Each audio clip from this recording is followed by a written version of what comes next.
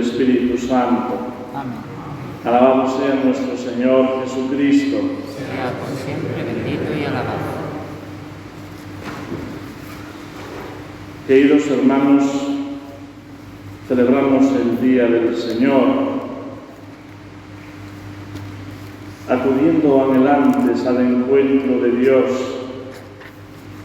implorando su misericordia, como hoy dice la antífona del introito del Salmo 85, clamando a Dios de noche y de día, en medio de nuestra aflicción, también de nuestra esperanza, en medio de la lucha cotidiana que cada uno tiene que llevar a cabo para perseverar en el camino de la fe, para vencer a los enemigos de nuestra salvación.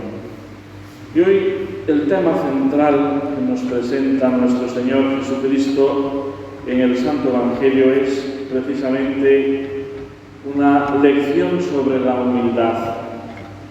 La humildad que es, como decía San Francisco de Sales, la clave para las demás virtudes. La vida cristiana realmente cobra su esplendor cuando se va ejercitando la virtud.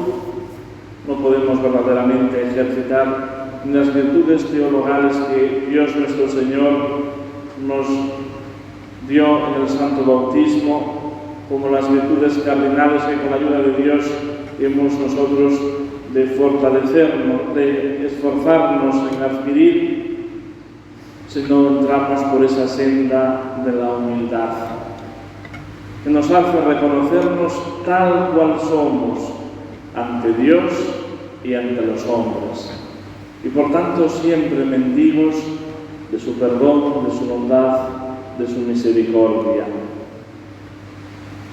Y para eso el mismo Jesús es nuestro modelo, nuestro ejemplo. Precisamente hoy la epístola a los Efesios es parte de la misma que rezamos en la misa del Sagrado Corazón de Jesús. Porque el corazón de Cristo, como Él mismo nos lo presenta, es un corazón manso y humilde. Y por tanto es adentrarnos en su corazón, entrar en una escuela de la mansedumbre y de la humildad. Jesús, en este ambiente, que es un ambiente frecuente en tantas ocasiones en el Santo Evangelio, va a comer a casa de fariseos, también a la casa de publicanos, lo cual está fatalmente visto, porque dentro de la mentalidad judía, si uno se acercaba a los pecadores, a los impuros, tenía siempre el riesgo de contaminarse con ellos. Y por tanto eran unos excluidos, marginados de la sociedad. Pero la paradoja es que precisamente esos pecadores públicos, como había quedado ya patente en aquel camino de conversión que había en torno al Jordán con San Juan Bautista, eran precisamente los que entregaban la delantera, lo dirá el mismo Jesús. Los publicanos y las prostitutas os precederán en el reino de los cielos. No por ser unos estafadores y unas prostitutas, pecadoras públicas, iban a ser más grandes en el reino de los cielos, sino porque habían escogido esa senda de conversión, precisamente frente a los fariseos, que ciegos eran incapaces de reconocer a nuestro Señor Jesucristo como el Mesías, el ungido de Dios, y estaban empachados de soberbia, de orgullo, de vanagloria. Y es en este ambiente de fariseos, como nos señala el evangelista, donde estaban al acecho de Jesús. Le invitaban y al mismo tiempo buscaban encontrarle en algún fallo, en algún renuncio, en algo de qué poder acusarle. Una farsa de invitación. Y ahí aparece un personaje misterioso, ese hombre hidrópico, que es una enfermedad que hace que se hinchen los miembros del cuerpo por normalmente la retención de líquidos. Por tanto, es una inflamación. Pero simbólicamente esta hidropesía está poniendo de manifiesto no aquel pobre hombrecito que Jesús cura en sábado, sino la hinchazón, la inflamación que tenían aquellos soberbios e hipócritas fariseos. Por tanto, un ambiente demasiado falso, demasiado aparente, demasiado hinchado, pero vacío por dentro. Y Jesús le pregunta si es lícito curar en sábado o no. Sabían muy bien cómo pensaba Jesús, porque ya el Señor había realizado unos cuantos signos en sábado y precisamente de esto le acusaban los fariseos. Pero para eso pone el ejemplo: si un asno cae en un pozo un sábado, ¿vais a rescatarlo o lo dejáis estar ahí hasta que se muera? Evidentemente, por el propio interés y conveniencia, se las apañaban muy bien para sacar al asno del pozo y para no incurrir en impureza de faltar al precepto sabático. ¿Qué hacían? Empezaban a echar mantas y alfombras dentro del pozo para que el asno pudiera ir subiendo por su cuenta, y así no tenían ellos que hacer un esfuerzo que les hiciera incurrir en ese pecado de faltar al descanso del sábado. Por tanto, era una mente un poco retorcida, porque por interés sí que buscaban las mañas para resolver lo que les convenía. Pero cuando Jesús hace el bien y pone de manifiesto que para esto no hay ningún día que esté vetado, que esté prohibido, sino que hay que hacer el bien siempre, entonces le señalan con el dedo de no cumplir uno de los pilares de la religión judía, el día dedicado a Dios.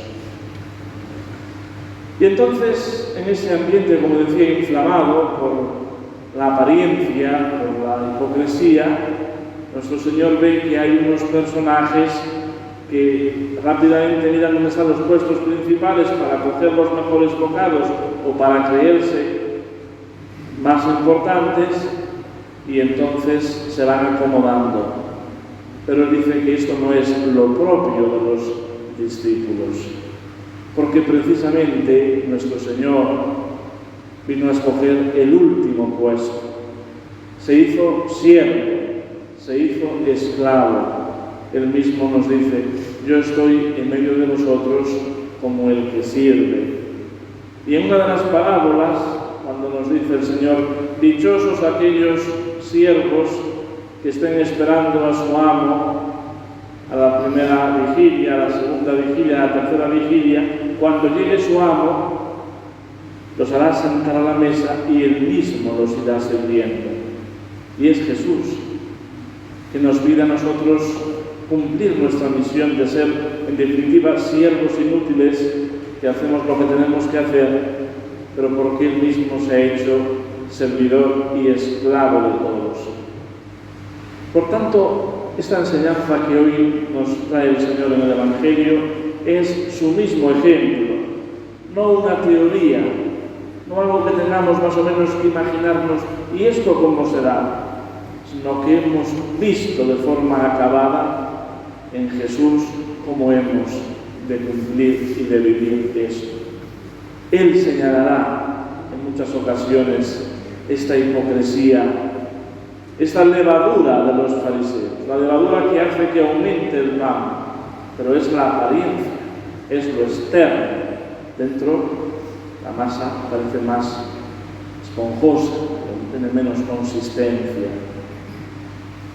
Y por tanto, nosotros, como dice San Pablo en esa epístola que leemos el domingo de Resurrección, tenemos que ser los ácimos, es decir, conformarnos con el ácimo que recibimos en la Sagrada Comunión, que es Jesucristo nuestro Señor, para ser lo mismo nosotros, panes sin fermentar, sencillos, transparentes, simples, sin esa hinchazón, sin esa apariencia. Y, como decía el apóstol San Pablo en la epístola, nos da las claves para adentrarnos en el misterio de Cristo, para que verdaderamente sea Jesucristo, que es el amor, la caridad hecha carne, nuestra raíz y nuestro cimiento. Cada uno de nosotros hemos de cuestionarnos, hemos de mirar al interior, ¿cuánto me falta para poder realmente contemplarme en ese espejo que es Jesucristo y reconocerme en Él? ¿Cuánto falta en mi vida de purificar la hipocresía y la apariencia y la soberbia de creerme por encima de los demás, mejor que los demás, más importante que los demás? Pues en este día en que conmemoramos la Natividad de la Santísima Virgen, Nuestra Señora, vemos como una criatura extraordinaria que con su natividad llenó al mundo de alegría, porque es la aurora del sol de justicia, que es Jesucristo nuestro Señor, y por tanto su venida nos está poniendo de manifiesto como el Señor está bien cerca, el Señor va a cumplir verdaderamente sus promesas.